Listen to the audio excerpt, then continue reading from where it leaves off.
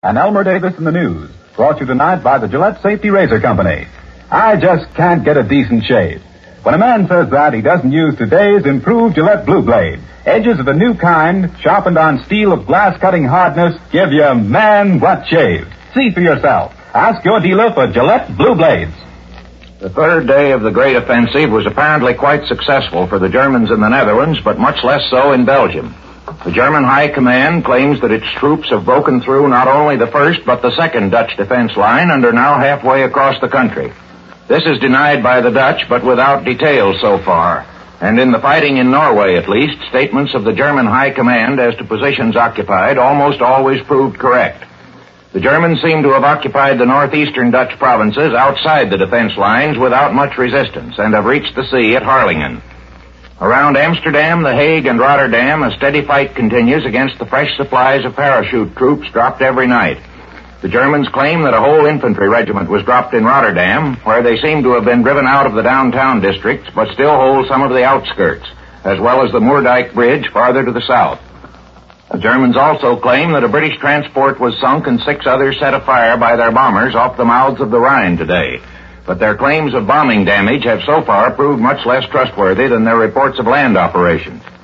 In Amsterdam and The Hague, our correspondent Edwin Hartrich reported earlier, parachute troops have been dropped dressed as women, clergymen, and Dutch soldiers, and all civilians have been ordered off the streets so that the invaders can be hunted down. The Germans furiously deny that any parachute soldiers wear disguises, but there seems to be plenty of neutral testimony that they do, and it is known that the Germans were preparing the supply of Dutch uniforms for weeks before the invasion. In Belgium, the Germans are making a pincer attack trying to cut off Liège from the north and south, but seem to have been pushed back today by Allied counter-thrusts. At 2 points yesterday, they crossed the Albert Canal and their tanks broke through Belgian defenses in the southeastern part of the country.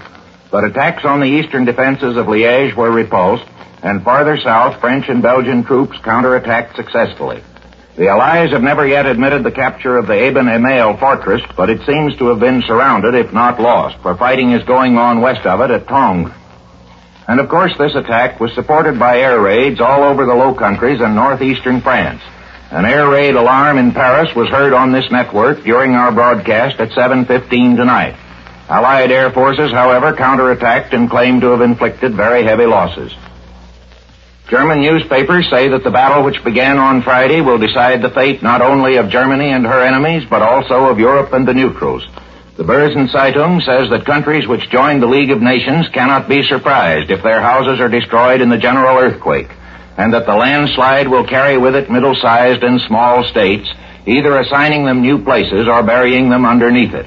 And Alfred Rosenberg in the Völkischer Beobachter says that this is the greatest of revolutionary wars and the beginning of the unification of Europe. An outworn era, he says, is sinking beneath the tread of the German army, end quote.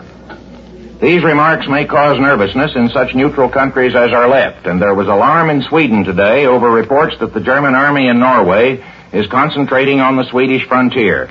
Hungary mobilized 2 more divisions, but it was said that this was only for training.